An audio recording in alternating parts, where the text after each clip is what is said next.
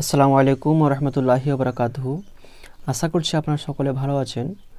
আজকে আমি আপনাদেরকে রিডিং পড়া শেখাবো, অর্থাৎ রিডিং কিভাবে পড়তে হয়, কিভাবে উচ্চারণ করতে হয় ওটা আপনারা শিখবেন। এর আগে আমি পড়িয়েছিলাম এগুলো আলিফ জাবার আ, বা জাবার বা, তা জাবার তা, সা জাবার সা। এবারে দেখুন মাস্ক, এইটা হচ্ছে আজকের সবক। এখানে বলছে मश्क। असातिज़ों को चाहिए कि जब तक तालिब इल्म को कायदा नंबर 1 ठीक ठीक ना आ जाए मश्क के सफ़ा पर सबक ना पढ़ाएं, और जब तक सफ़ा अच्छी तरह ना आ जाए आगे कायदा नंबर 2 पर ना बढ़ाएं, और समझाइए कि जब हरूफ मिलाकर लिखे जाते हैं तो उसकी शक्ल कुछ बदल जाती है। এবারে দেখুন কিভাবে রিডিং পড়তে হয়। আপনি যখনই আরবি পড়তে যাবেন বা পড়বেন স্টার্ট করবেন তখনই আপনাকে মনে রাখতে হবে যে আমি প্রথমকার অক্ষরটা কি বানান করলাম এবং পরের অক্ষরটা আমি কি বানান করছি, এই জিনিসটা আপনাকে মনে রাখতে হবে। এবং আগেরটা কি পড়েছি পরেরটা কি পড়ব বা পড়লাম, তাহলে আপনি রিডিং পড়তে পারবেন। যেমন দেখুন এখানে লেখা আছে রা জাবার র, জা জাবার জা, এটা জে, রা জাবার র, জে জাবার জা, কব জাবার ক। এবারে দেখুন আমি যখন এটা বানান করলাম, উচ্চারণ করলাম, তখনই আমাকে মনে রাখতে হচ্ছে যে রা জাবার র আমি বলেছি, এটা আমাকে মনে রাখতে হচ্ছে। তারপরে জে জাবার জা, তাহলে র জা, র জা, আর কাব জাবার ক।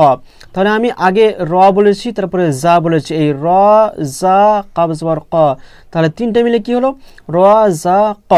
এভাবে আপনাকে যখন আপনি বানান করবেন বা উচ্চারণ করবেন তখন আপনাকে মনে রাখতে হবে যে আমি প্রথমকার অক্ষরটা কি পড়েছি তারপরে অক্ষরটা কি পড়ছি। তাহলে আমি আগে র বলেছি তারপরে জা বলেছি, এই র জা কাব জাবার ক, তাহলে তিনটা মিলে কি হলো র জা ক। এভাবে আপনাকে যখন আপনি বানান করবেন বা উচ্চারণ করবেন তখন আপনাকে মনে রাখতে হবে যে আমি প্রথমকার অক্ষরটা কি পড়েছি তারপরে অক্ষরটা কি পড়ছি।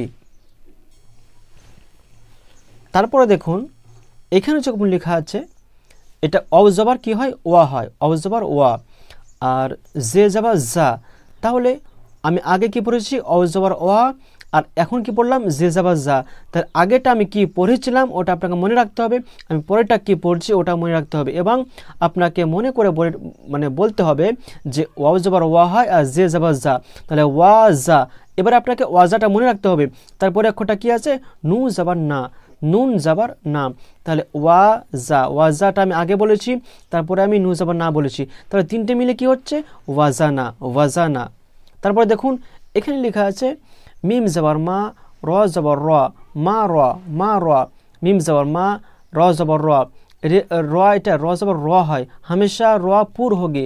কায়দা বা গ্রামারে লেখা আছে সবসময় র কিন্তু রে জাবার রা হয় না, র হয়, র, র জাবার র। তাহলে মিম জবর মা, র জবর র, মার, মার, দদ জবর দ, দদ জবর দ। তাহলে আমি আগে কি বলেছি মার, আর এখন কি বললাম দদ জবর দ, তাহলে তিনটে মিলে কি হলো মা র দ, মা র দ।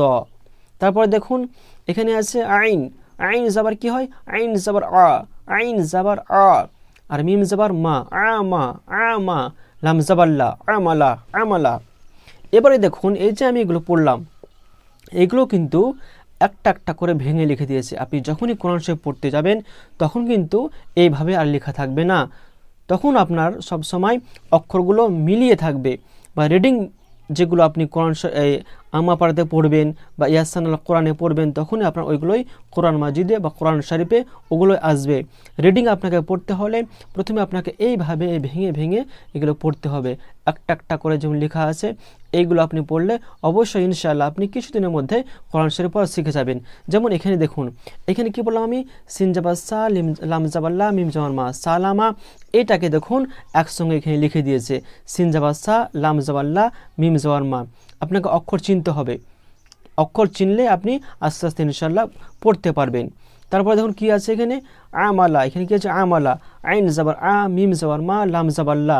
এখানে দেখুন একটা হলুদ রঙে ক্রস করে দিয়েছে, এটার অর্থ হচ্ছে এটা যে এইটাকে একসঙ্গে মিলিয়ে এইটা হবে, আইন যাবার আ, মিম যাবার মা, লাম যাবার লা, আমালা। আর এটাকে কিন্তু এটাকে ভেঙে এখানে লিখে দিয়েছে যেন আপনি বুঝতে পারেন বা পড়তে পারেন, তার জন্য এটাকে ভেঙে লিখে দিয়েছে। আইন যাবার আ, মিম যাবার মা, লাম যাবার লা, আমালা, আমালা। এখানেও লেখা আছে, দেখেন এখানে লেখা আছে, আর ওটাকেই এখানে একসঙ্গে করে দিয়েছে। তারপরে দেখুন, তারপর যেমন এখানে লেখা আছে জিম যাবার যা, র যাবার র, বা যাবার বা, জারবা, জারবা, জারবা। এটাকে একসঙ্গে লিখে দিয়েছে এখানে জিম যাবার যা, র যাবার র, বা যাবার বা, জারবা। আশা করছি আপনি বুঝতে পেরেছেন। এইগুলো যদি আপনি ভালোভাবে পড়েন বা দেখেন একটু মনোযোগ সহকারে, ইনশাল্লাহ আপনি কিছুদিনের মধ্যে কোরআন শরীফ শিখে যাবেন। এবং এটি আপনি পড়ুন, বারবার দেখুন এবং আপনার বন্ধু বান্ধবকে শেয়ার করুন, ইনশাল্লাহ তারাও এগুলো দেখবে এবং শিখবে। আশা করছি আপনারা বুঝতে পেরেছেন। ভালো থাকবেন, সুস্থ থাকবেন। আসসালামু আলাইকুম ওয়া রাহমাতুল্লাহি ওয়া বারাকাতুহু।